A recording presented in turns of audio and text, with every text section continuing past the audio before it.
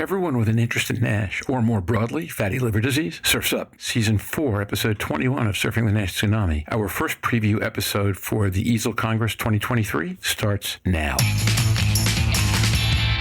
This week on Surfing the NASH Tsunami. This is the best meeting, the strongest meeting that has ever been undertaken if you're interested in fatty liver diseases or NASH. EASL Congress is really the place where we, I think, shape the future of NAFLD therapy. It's also very important not just to raise awareness, but to really start education already at a very young age. And not only make people aware about liver disease, but also creating enthusiasm for people that later on, kids that later on might become our colleagues. I'm looking to take away the practical parts of what we can do now to help our patients feel, think and function with any of the diseases. I feel a lot of so what and now what can come out of this meeting.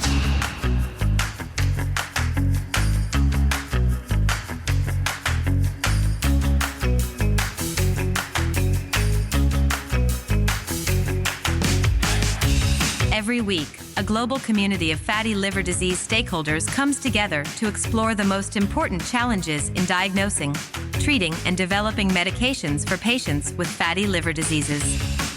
Join hepatology researcher and key opinion leader Professor Jörn Schattenberg, liver wellness advocate Louise Campbell, pricing and forecasting guru Roger Green, and their guests, EASL Vice-Secretary Aleksander Krag and Education Councillor Sven Francque, as they preview next month's 2023 EASL Congress on Surfing the NASH Tsunami.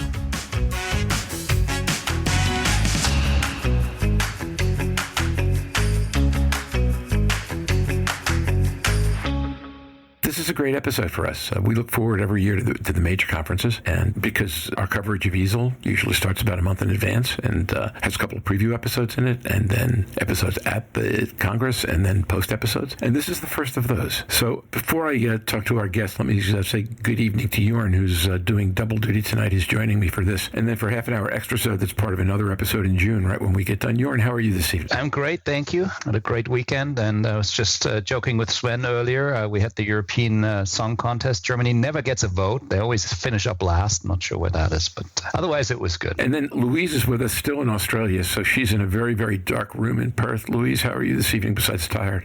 Very well, thank you very much. I'm bright and breezy. Looking forward to listening to what the guys have to say about the upcoming conference. And me as well. And then the guest we have with us, who you folks are familiar with from before, is Sven Francque, who's Education Councillor for EASL and was with us for a couple of times, I think, last year at NAFLD Summit, maybe one or two other times. Sven, how are you doing today? I'm very fine, thank you, Roger. And the guest that we have who you've not met is the Vice-Secretary of the EASL, Aleksander Krag. Aleksander, how are you this evening? Very good, thank you, and thank you for inviting me. Well, thank you for agreeing to participate. It's a great event every year, and this is an episode we really like. So why don't we do this? Since you've not been on the podcast before, please take a minute or two and just tell people a little bit about your work history, how you became interested in hepatology, and what you do now. And then when you're done, I will ask you to share with our audience one thing they might not guess about you if you didn't tell them. And I'll come back to that question when we need to. The floor is yours, my friend. Go ahead. Thank you. I'll try to do my best. So I'm a clinical hepatologist. I have to admit it's a bit embarrassing. I started out actually with a bit of interest in GI, but quickly learned that the liver was more exciting, and particularly also the research and the patients, more variation, I think more challenges, and that sort of just inspired me. And then I went down the track there with a clinical research. I did a PhD, did my specialty training. But then I think a big game changer for me was internationalization. First time I got my abstract accepted for EASL, it was just, what we call it, some of these moments, defining moments. Suddenly I was there among equally minded people from all over the world. Wasn't that just amazing? And then I kept doing that, and I grew my network and my attachment to this. So I guess I feel part of the liver family, the international, the global liver family. And that has sort of been driving me. And then here in more recent years, then you become more of a leader. And then it's actually your time to inspire the next generation of hepatologists to go do best in clinics, best in patient care, but it's all about what is really driving that great research, because we always need more knowledge. And there I have a very privileged position where I am in the hospital and university to be able to do that. So that I'm very happy with and proud of. And then 2 years ago, I had the opportunity to join the EASL governing board, and then I could do even more because then suddenly you can help run the best medical society, probably the best medical society in the world. And now from June on, then I'll have 2 years as Secretary General, and I look very much forward to that, to do more thing with all the big stakeholders around. So it's not just research, we have these great interactions with you guys, with all the patients organizations, with the industry, with all those stakeholders who basically want the same as we want, a future with better liver care. So that I could talk along about that because I love what I do. I have to tell you, your voice crackles with passion. It's very impressive. You can hear it. So you want a secret about me? I guess there are a bunch of secrets. You might have asked my wife instead, but I want a secret. One fun fact, etc. is actually most of my life I've always been attracted to mountains. There are many things where mountains are inspiring. It makes you small, a little humble, and that's healthy. But then I climb mountains, and what mountains do to you when you're at a wall is that actually heals you a bit, because it brings your mind and your soul and your body closer to each other. Normally what we do, you're not necessarily physically where you're mentally. But if you are 100 meters off a wall, I can assure you, then you are physically where you're mentally. And if not, you're in trouble. I've never had that experience. I have had the opposite, which is until my ears wouldn't let me anymore, I was a scuba diver. So I would go maybe 30, 40, 50 yards down a wall. And then you have to be very careful of your breathing and your oxygen. And if you're not completely present, it doesn't end well. That's a fantastic thing. And I believe you are the first climber as compared to people who've hiked large mountains. But I think you're the first person who's been on a wall and talked about it to do this podcast yet. So congratulations. We're 189 episodes in, and you're unique in one more way than you knew before that. He's clearly gained more of my recognition too, Aleksander. That's a truly exciting story. Beyond the passion that you bring to research in EASL, of course. That's great. Yeah, it is. It's fantastic. So with that, why don't we just start with our usual weekly icebreaker. One good thing, personal or professional, that's happened in the past week or looking forward to in the next week, if you're a guest, that you'd like to share with us. Brave one, go first. Let me start because I haven't said something for a while. I mentioned my downside was probably 0 points for Germany in many competitions at ESC. But on the up and side, I just fixed a new set of bikes for my 8-year-old, and she started to bicycle. So we got a new bike, and she's even faster now. It's almost that I can't run with her anymore. So that'll be fun. You'll see me chasing a 8-year-old on the road. Boy, that sounds like fun. No, it doesn't. Next. I'll jump in next. As you know, I'm in Perth, so last week I started rowing. And I don't row normally, so a skiff boat. So it's not one of those narrow boats that you see on the Thames or the competition rowers. It's more an old fishing boat from Scotland with a set of, shall I say, octogenarians. So I'm the youngest in the boat at the moment. Is this like a dragon boat kind of thing, Louise? No, it's rowing. It's just one oar. And there's 5 of us in the boat with the steer and cox. But it was lovely. And the Swan River was flat calm. And it was 7 o'clock in the morning. So it gets me out of bed early. That's all I can say. But it was a new experience and a very good exercise. So something I hope to continue here. So that was a nice way to start last Friday. So the ever-compassionate Professor Schattenberg and myself hope that you don't do that at 7 a.m. on Tuesday mornings when you're doing podcasts with us until 3 in the morning on Tuesday. I hope you're not getting out of bed in 4 hours after you finish this to go do it again, is I guess what I'm saying. No, I've got a clinic somewhere else, so I will be getting up in about 4 hours, but yes. Okay.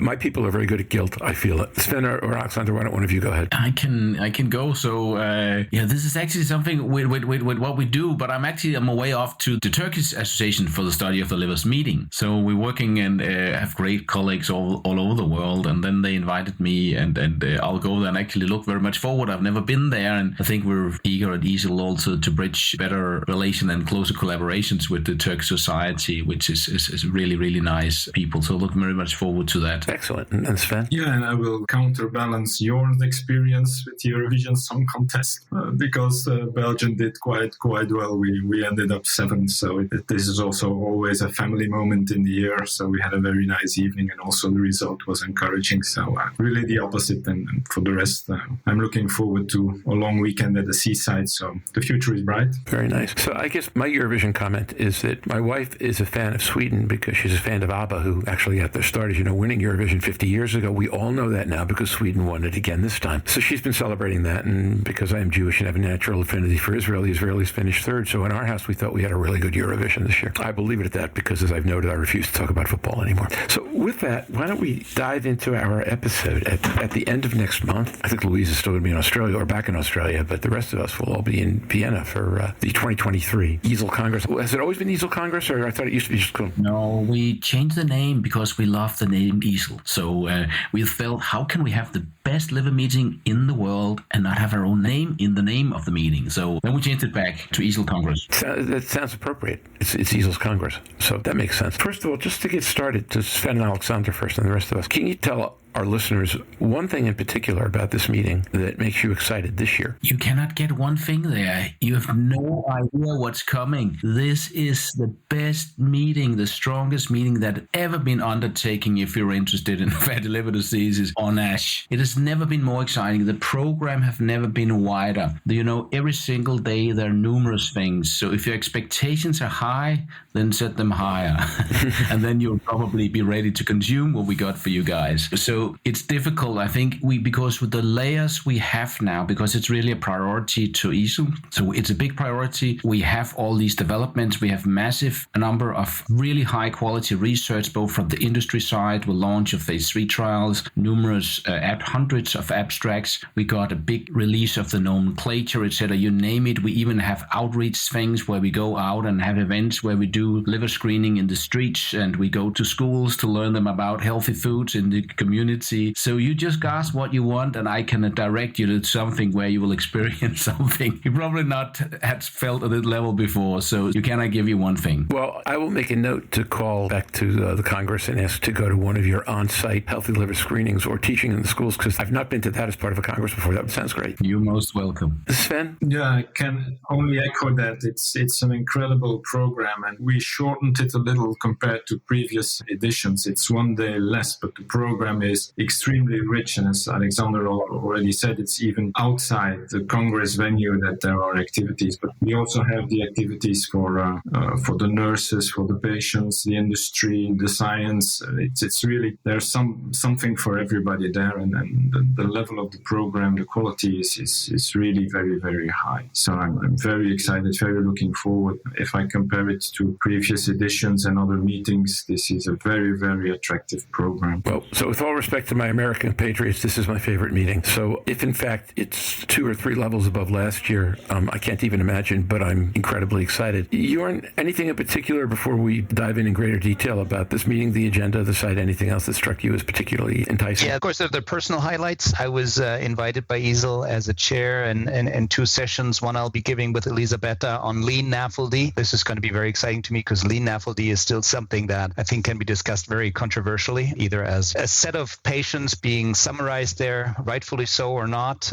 So this is a session we'll be discussing in a Meet the Experts context, a special session EASL has, and that's the personal highlight. We have a number of posters. I'll be presenting, of course, again, those are personal highlights, but I'm really looking forward to the late-breaking session this year. There's going to be novel compounds and phase 3 results being presented for the first time. We see some press releases, but EASL Congress is really the place where we, I think, shape the future of NAFLD therapy, and that, for that reason, I think a lot of people will come and attend. Okay, so first of all, that's great. A podcast note for listeners. If you want, we did an episode on lean NASH last summer based on the review paper that Mazen Noureddin and Michelle Long published. I think it was July of 23. I don't remember the episode number off the top of my head, but if you want to go back and listen to that so that you're prepared to hear all about Jörn's session, or if you're going to be at the meeting to go to that session, sounds like a fun thing to do. That's great, Jörn. Thank you so much. Louise, what's going to get you up in the middle of the night, if anything? Actually, I have to be in London for a big family event. That's why I will be watching it virtually, but getting up early in the morning,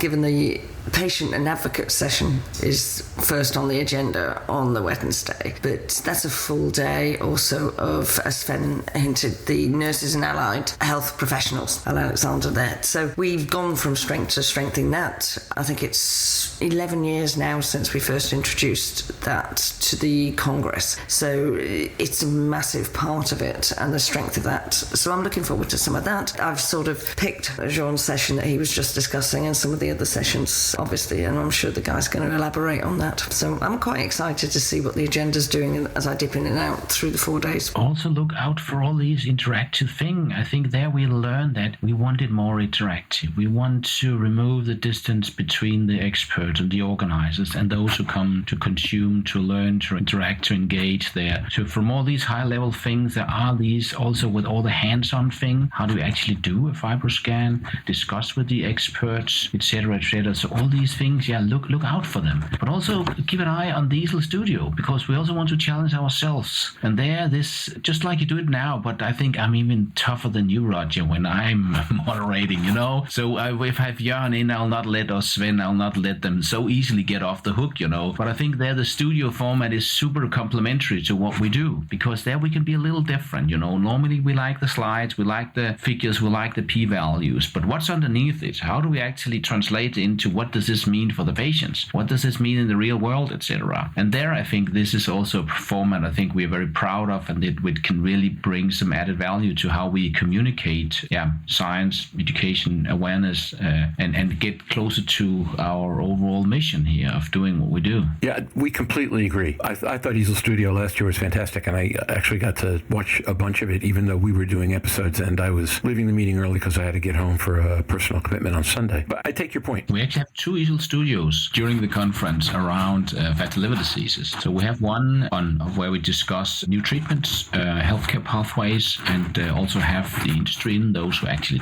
develop the drugs. And then we have a whole one dedicated to part of the launch of the new nomenclature. So I have the privilege actually to moderate it. And even I like these people, I'll not make them an easy time. We need to ask them, why is this so important? How will this actually improve patients' care, defining disease in a new way? I'm sure it will. So we need to learn that. And how do we adopt that? What will it mean for, what should I call my patients' diseases now? How do I convey that? I look forward to discussing with them, I can assure you. That could be a really fascinating discussion depending upon exactly how far you want to take it and who you want to invite to ask questions. You just let me know what questions you want to ask. I will promise to bring them on, you know. We'll do that, and I have some moderately strong opinions on this, but we've had guests, for example, last week who got even stronger opinions than I do. So I will ask her what questions she would like to see in the studio. This is Donna we're talking about, Donna Cryer. I think I'm most excited about the medications and the non-invasive tests. This is not a challenging comment, Aleksander, but for years we've been poised to deal with 2 things, which is drugs that could actually be prescribed to NASH patients is one, and the OCA PDUFA date is right before the Congress, and I know the resmetirom phase 3 data is the first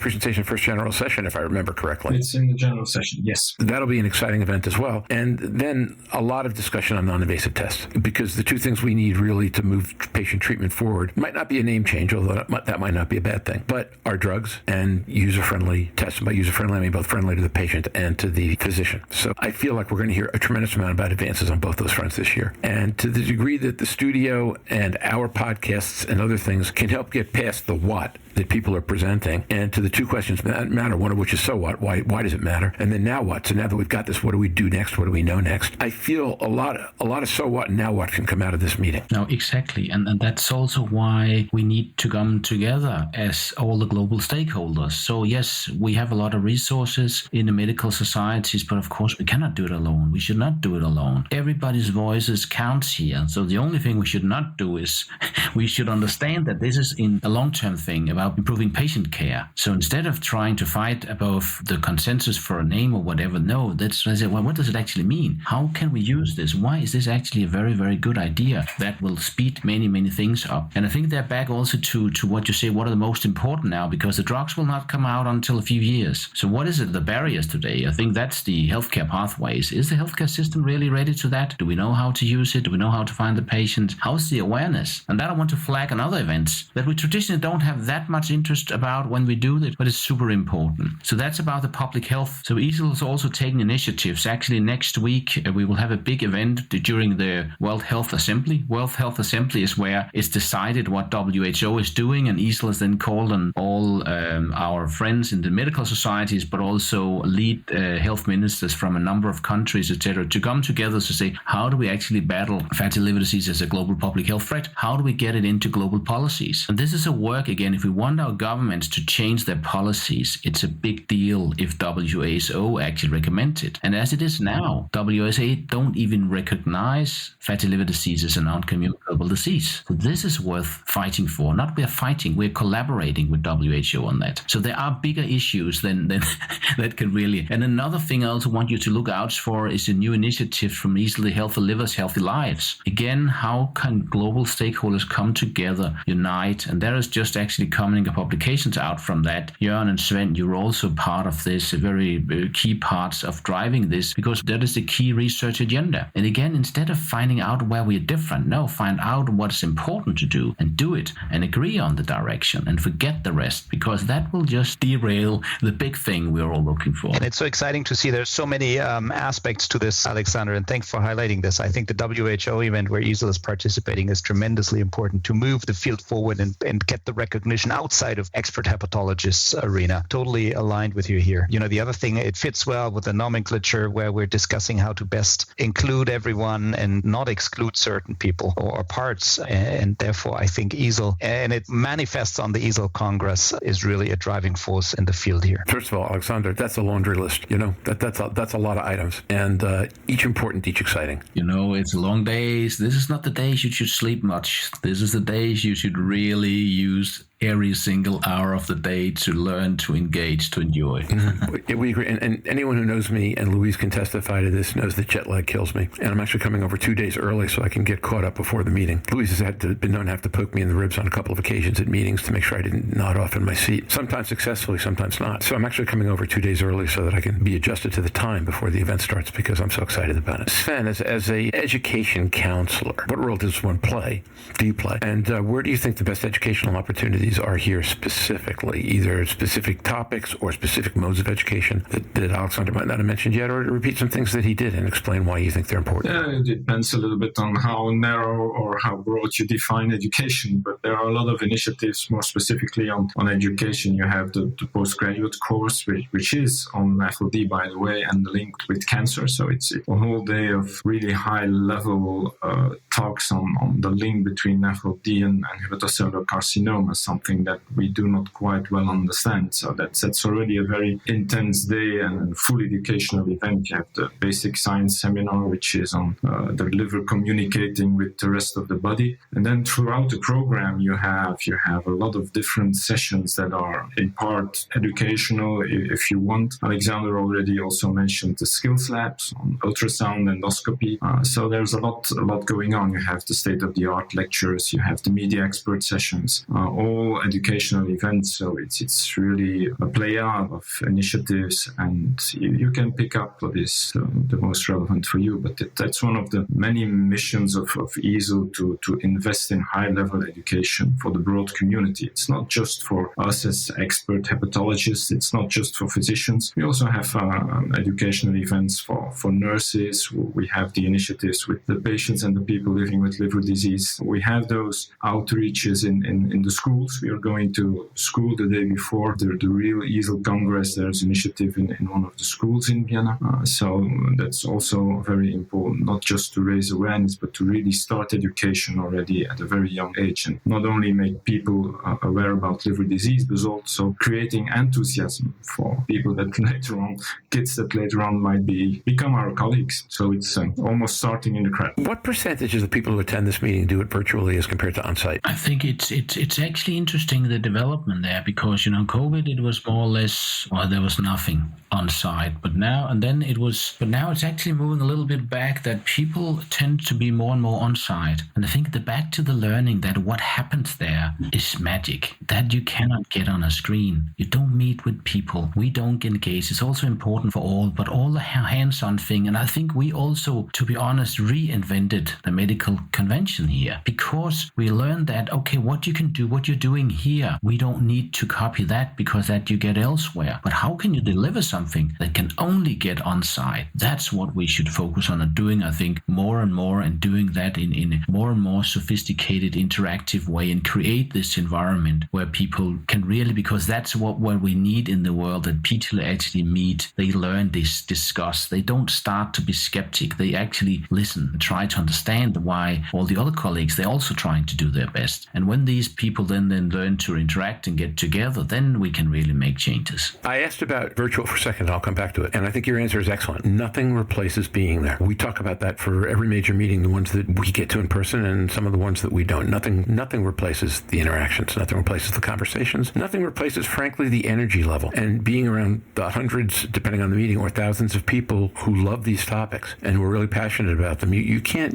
replace that. I couldn't agree with you more. I'll come back to virtual in a second, but I'll ask the same question a different way. So if you were advising a recently minted transplant hepatologist at their first EASL Congress, and you had to give them a list of 3 things they can't miss, and yeah, now I'm saying 3, not 10, 3. What are they? What are the 3 can't miss things that are going on in this meeting? Let's say right now, within a couple of years, into transplant hepatology? I think, again, if there's the immediate excitement, but what is important for you in the long run? And I think that's the network. That's part of feeling that you're part of something. And I guess if you're an inspiring person, I think some of the things we have super much success with is these meet the experts. This kind where you are 2 meters away from the best stars in the world who wrote or driven the most important trial that changed clinical practice, even wrote your textbooks, whatever. That, I think, is really, really valuable. And then I think also going to exactly what you're interested in, because there's so many parallel sessions. Again, allow yourself to be a little nerdy there. And I think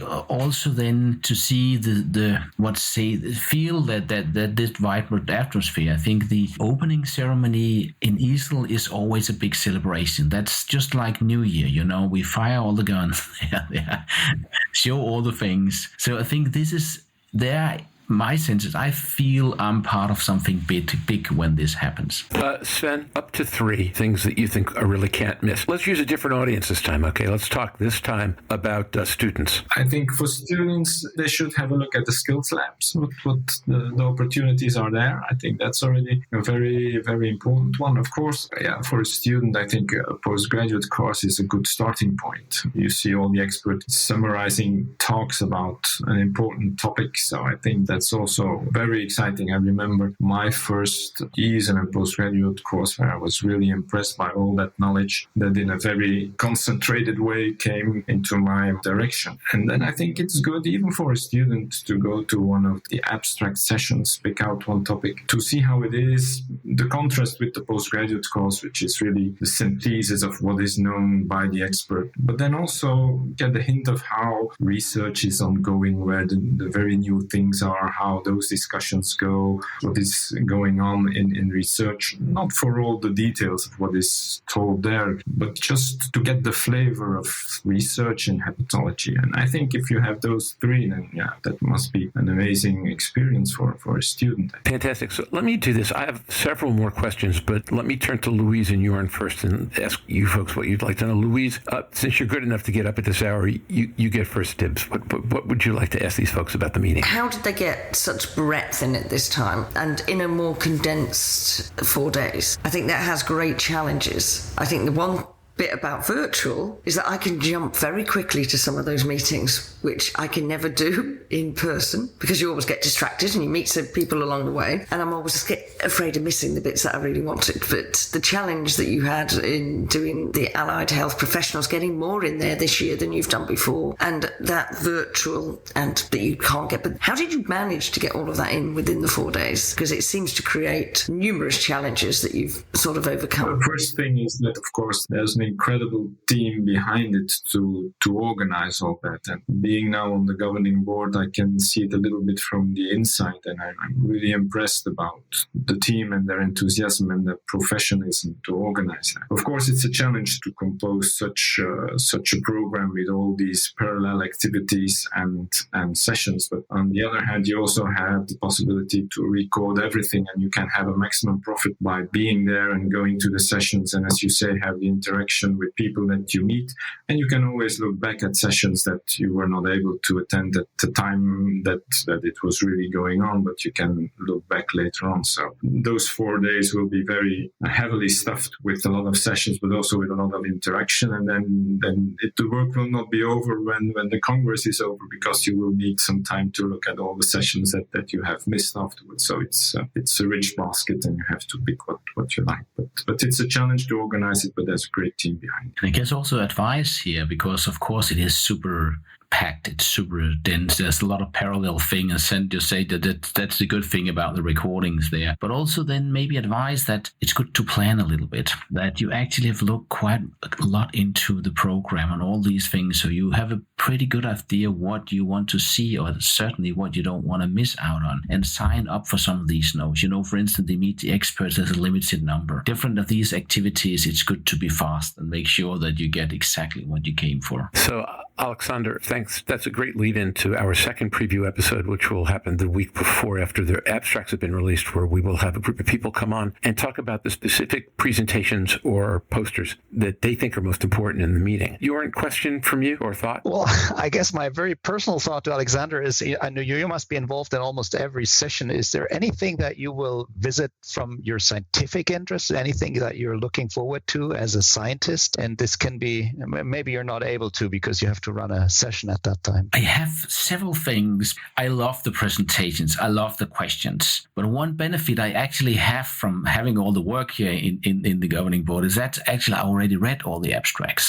So that brings me a little bit that as if you're in the board, being in the board is just like running a restaurant. So Sven and I, we're chefs. And then we invite 7,000 people for a party. And we take 1 year to prepare that party. So the pleasure of the chefs is actually to see all the guests really enjoying. So we will be pretty busy there with all kinds of meetings. And you know what? The way we want to see it is basically, this is not a scientific event. It's not not just a scientific, not an educational event. It's not a networking. It's all of these things and a much more. I think you should consider the EASL Congress as a global marketplace. So if you're interested in NAFL, NASH, fatty liver disease, whatever is around there, then we want to make it attractive for everybody in the world who has any stake in this to be there. And that also involves all our different companies, exhibitors, etc. Because that's also where they talk with their different stakeholders. And a development I also really love that we can see that the more and more patient groups and organization, advocacy group, whatever, they are joining. And we have good meetings with them also in the leadership to learn from each other. And they are becoming stronger and stronger. And I think Louise already also alluded to it. The nurses and allied healthcare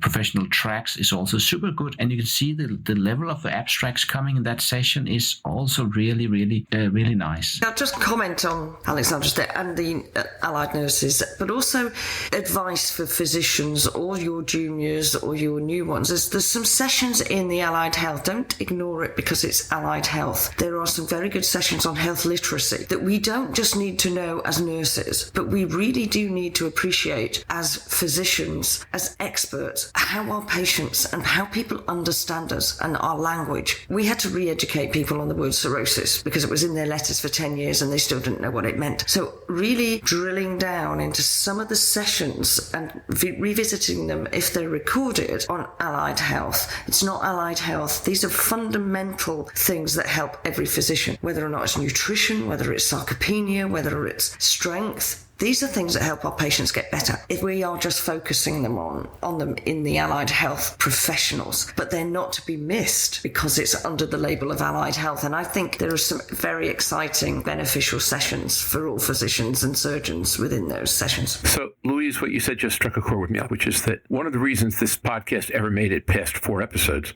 which was the original plan, was at the end of episode 3, we got a letter from somebody in Western Canada who had just been diagnosed with cirrhosis and wrote they'd never had a drink in their life. Are they going to die? And that was the whole letter. So what that bespeaks about what the patient didn't understand about cirrhosis, what the doctor didn't teach the patient about cirrhosis, and the lack of ability to give that patient a course of action in terms of the patient understood was, I thought, the clearest statement about health literacy in NASH that I've ever had. And frankly, it's one of the reasons that we kept this podcast going. You hear to that, Aleksander, you were going to say something. I'm sorry, I jumped in. I just want to bring something to it because the way way we should see these meetings, and I say we take a year organizing them, and we're happy to do that. But I think it is a splash, but it's also, it works at so many levels. So I also just want to bring your attention for all of those who are active on various social media, because above or below, around everything we do, there's this massive interaction. So please, whatever you see or hear, share,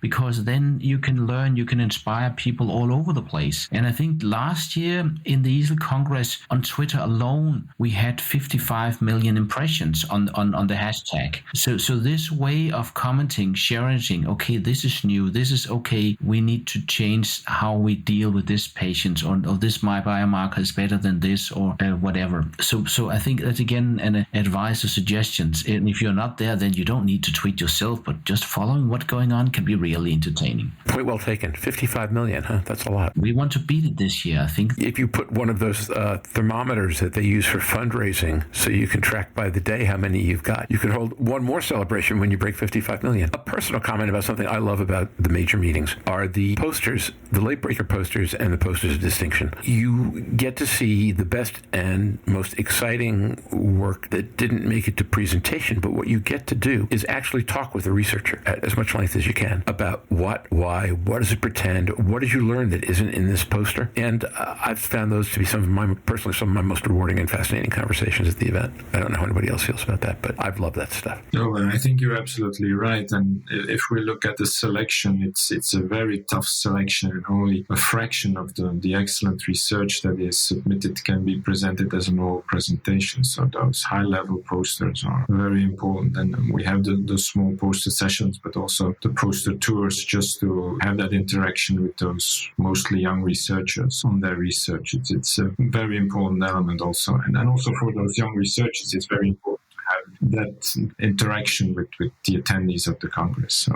you're absolutely right. It's also one of the things we shouldn't miss.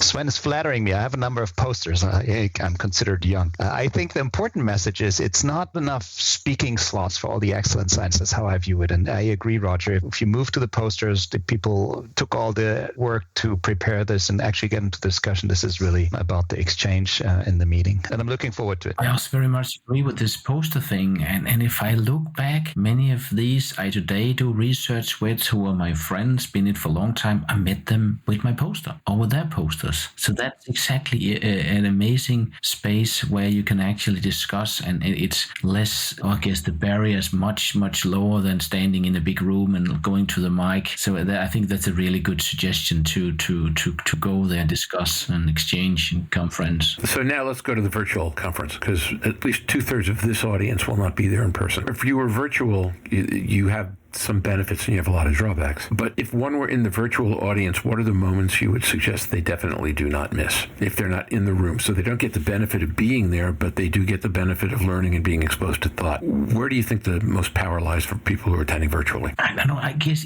if you're virtual, you probably prepare well, and then you nail directly down to what you want to see. So I think that people will not miss the sessions, the special session. If they're interested in the different SSC of diagnostics and NITs, etc., they go for that. But what I think you should not miss out on, if you are an online attendee, that is actually the general sessions and the opening ceremony. Some of these things where we actually try to communicate where is this big ecosystem of global hepatology moving, if you're interested. That's what we're trying to convey, at least in the opening session, where you also recognize some of those who actually built the ground we stand on today. And I think that's again important. That's why we do these prizes. And again, in the general session, I think also exposing you a little bit, again, most of us are hepatologists. We have our interest areas, but in general, let's say we do rounds or we ask you whatever, we see all kinds of patients. So being a little open to see also the things outside your specific areas of interest. And then the studios, of course,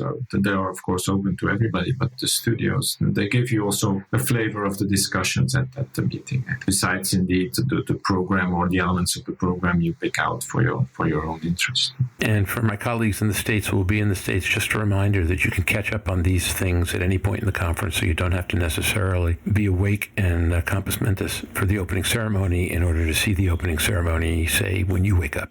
if you don't choose to wake up at 4 a.m. And by the way, to commend you folks as 7,000 chefs, given what a good thing caffeine is for people with for people's livers, that you've put together a schedule that's going to have us all running on more caffeine than we know what to do with. I think that was impressive, if not necessarily designed benefit for all of our livers. So with that, Jörn and Louise, any more questions you folks have right now? I think Sven and Aleksander painted a perfect picture of what's going to be a very exciting meeting across a number of topics, in particular on non-alcoholic fatty liver disease. So no more questions, but just very excited to get to the EASL Congress. Yeah. I'm liking the broad breadth of public health that's in it this year. I think there's a state-of-the-art lecture on the EASL Lancet, but there's also some other sessions about public health and how we look for liver ill health. I suppose some of the language is changing. Liver health rather than just liver disease, which is a fraction of the liver health issue that we pose globally, which was commented on earlier with the WHO. So I'm interested to see where we go with that dialogue, because we have to open it out of disease into more health, personally. I think that's a great point. If you come out of industry, which is where about a little better than half of this audience is, and you're not attending in person, and you only go to presentations of research for drugs or diagnostics that will directly affect what you see as the scientific path for the patient, you're missing the big picture. Can I come to that, Louise? Because next week, actually, I will moderate the EASL Studio from live from Geneva, when we've just been engaging with WHO, and there we will explain exactly why we do that and how we do that. I think we just send out the promo for it. So next Monday, 7:30, but again, also will be available later to explain why do we do it, how do we do it, what does it actually mean, where do we want to go, and why is it very important we staying together on this. 7:30 a.m. or p.m. and on whose time? CEST, so that will be Geneva time. Okay, and is that a.m. or p.m.? Yeah. That's what I figured. So for those of us in the States, that's somewhere between breakfast, late breakfast and late lunch. Really well timed. I will put it on my calendar. I had not had it on my calendar. I will put it on my calendar. I would love to see it. Thank you. In closing, first of all, a little bit about 2024. Since I know you haven't even been through 2023 yet, but what can you tell us about 2024? I think I'm very optimistic. I think I'm full of hope, and the way things go is positive. And obviously in this space, there are 2 drug candidates now engaging with FDA.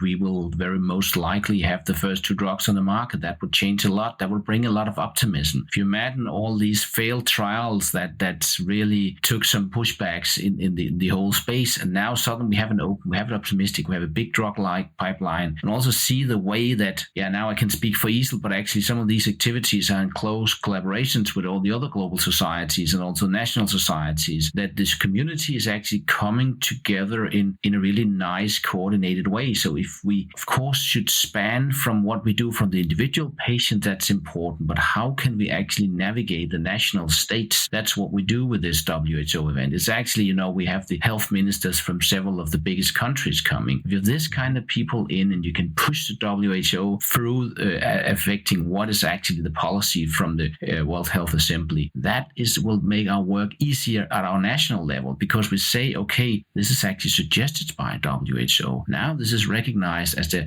non-communicable diseases. Okay, let's start do something. We cannot continue to ignore it. Where are these healthcare pathways? How do we actually implement these biomarkers, et cetera, et cetera, et cetera? So I think we have a very, very important but super exciting work. And the wind is not against us. The wind is with us.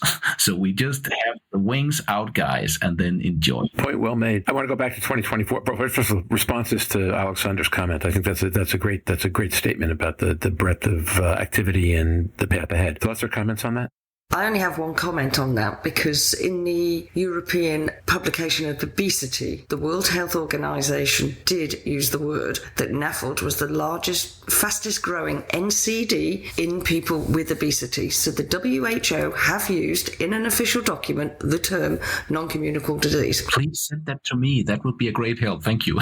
Yes, it's in their own document. I will send it to you. It's page 146, line. I know it more or less exactly where it is. They used it for the first time. Yes, you can have it at your table and say, you have used this term. Please send it over. Yeah, absolutely. That's really, really a breakthrough. So, and when you use it, please tell people one of the reasons they need to listen to this podcast every week is because they get chestnuts like that one. Louise, that's fantastic. Thanks. Now, have you started planning for 2024 yet at all? Or, I mean, I know you have location selected, but beyond that? Yeah, every time you have something. So some of these returning events, so the meeting already, the learnings, how you actually evolve, but also for the NAFLD Summit, probably not going to call it NAFLD something, but something else summit, but around the same topics.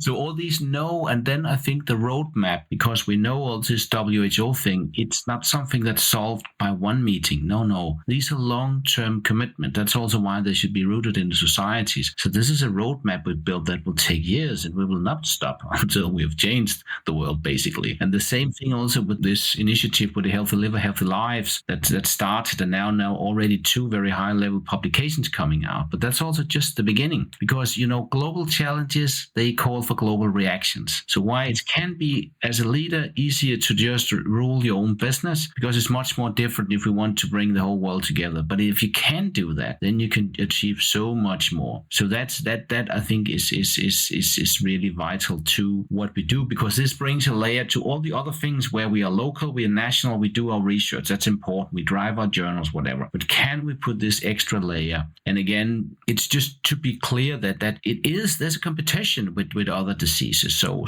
if we don't speak up, then the advocates from the other diseases, they kind of win the battle, and there we are the ambassadors or whatever for the liver. So that's, I think, important we have this layer, and in particular for things like this that really is a global public health threat. And the line that resonates with me now, Aleksander, now EASL is pushing it, is love your liver, and we love the liver. We love your liver. Yes, we all love the liver. That's why we're here. So with that, just closing question. When the conference ends, this is a personal question for Jörn and Louise, and an organizational question for Sven and Aleksander. What will tell you how successful this Congress has been when it ends? What's the feeling or the feedback that you're looking for, or the insight that you'll hope to have gotten that will lead you to say, this was a fantastic event? Brave one, go first. I'm happy to go first because it's so easy. You, of course, maybe want to have me say numbers. And of course, if you have a big party, you'll love to have guests. But what I want is the sense that people out there who are there, they are energized, they are optimistic, they are full of hope, they've met new friends, they've got new ideas, they go home, they do different things, they start new collaborations, they make new projects. If you can feel that, and that's in the air, so that you can feel, that is success to me. That's a great answer. I like that answer better than numbers, frankly. Numbers isn't what I was looking for. I can only echo that, because it was exactly what I intended to say. It's walking around there and having the reactions of the people there and sense how they experience it, and if it's indeed what I normally get as a participant from a meeting. If I get back with my batteries recharged, I mean batteries in terms of not just research but ideas and conversations, if I can sense that with the people I meet there, then it's okay. Superb. Jörn, what will tell you has been a success for you? I'm joining EASL Congress as faculty and presenter, but also as hepatologist wanting to learn more, right? And I'm going to be listening to non-NAFLD sessions to expand my view and get to meet colleagues that work in other fields. Just open to new impressions, new concepts, new biomarkers. And from that, I think it will be a very personal, how's the excitement with the colleagues that I speak to? How do they feel about the Congress? It will be a very personal note for me in the end, but I think it will be overly positive. I suppose with the agenda that I've seen, I'm looking to take away the practical parts of what we can do now to help our patients feel, think and function with any of the diseases, and I think there's an awful lot of scope across that. Plus, I'm quite excited to see the movement to looking for liver health, the non-invasive diagnostics, and how we screen and where we put that in. So I'm looking at that, what we can do now, not what we can do in 15 years with some of the medications coming out of some of these. So, and I think it crosses those barriers for me. It brings both sides, what's in the future, what's potential, what may never reach fulfillment, but actually what practical things we can take now to make our patients feel better and survive better in this current landscape. So, as frequently happens, I wish I had given your answer, but I didn't. You did. So I'm going to give a slightly different one. Meetings like this, particularly during periods of tremendous intellectual growth and tremendous quantities of research, sometimes they feel like raging rapids, right? And it all comes at you at once with no form, no organization, and all you got to do is try to keep your head above water as the water swirls around you. And sometimes you feel the thing organizing, almost as if, now I live on the Delaware River. I have a wing dam outside my house where they organized what were once the wildest rapids on the Delaware River. So I tend to look for the wing dam. I tend to look for, has something happened that's helped us to organize everything we're learning, and at the same time have new ideas, which is great, but also a greater common understanding of what we're dealing with as compared to just a lot of data. I think you folks have put into place a bunch of mechanisms that should help do that, but there I think, to speak to the chefs who are making the meal, there I think it's actually in the souffle. Does it rise or does it fall when you come to dessert? When we gauge the height of the souffle, we'll figure out how well that worked, but I'm tremendously excited, and you folks have done a great job of whetting my appetite, our appetites, and I believe our audience's appetite. So with that, I will see you in Vienna, certainly, and let's all sign off. I will be back with the business section in a couple of minutes. Bye-bye now. And now for the Season 4, Episode 21 Business Report. Slava Ukraini, Heroyam Slava, glory to Ukraine, glory to heroes. Most weeks I record on Monday, but this week I wind up recording on Tuesday for reasons not worth going into. The point is, last night Russia fired 18 missiles, half of which I believe were their highly touted hypersonic missiles, and Ukraine shot all 18 out of the sky. Given that Ukraine has proven superior on the ground so far in this war, if the air defenses the West has provided for Ukraine work that well consistently, this would be a big boost for Ukraine and maybe a step forward to getting some traction in this war. Slava Ukraini. Our EASL Congress coverage continues next month. I don't know about you, but I really enjoyed recording this week's episode. Aleksander Krag is highly infectious, even over a video recording system, and his energy perfused the rest of us. I'm hoping we'll have him back at other points in this coverage. The second preview episode, in which we'll review what we see as the most important and exciting abstracts for the Congress, will post on June 14th. Stephen Harrison will join us. As you heard, I invited Sven and Aleksander if either one can make it back, and we should have more to announce on that in the next week or two. We're recording again on Friday.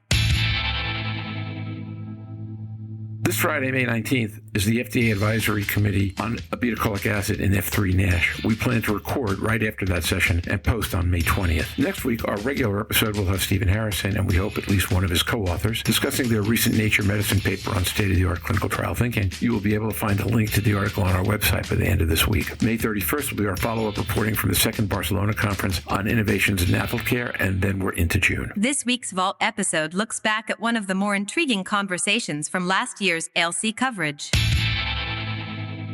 This week's Vault episode comes from last June, Season 3, Episode 32.3, part of our same-day coverage at ILC 2022. In Episode 32, Michelle Long and Zobair Yonazi joined the regular surfers in an extremely far-ranging conversation. This conversation was titled NASH is a Complex Disease, and the statement speaks for itself and for the conversation. A perfectly robust introduction in that conversation speaks for itself. So, with that, I'm off until Friday evening. Thanks again to Aleksander and Sven for sharing their enthusiasm about the conference, to my partners Jörn and Louise for helping move this conversation along, and to Jake, Magic Mike, Steve, and Eric for helping get this episode out the door. As I've mentioned already, we'll be back after the FDA Advisory Committee session Friday. That should post Saturday, and again next week with a regular episode. Until then, make sure to let us know how you feel about Rising Tide. Don't forget to send reviews. Stay safe. Surf on. We'll see you next week on the podcast. Bye-bye now.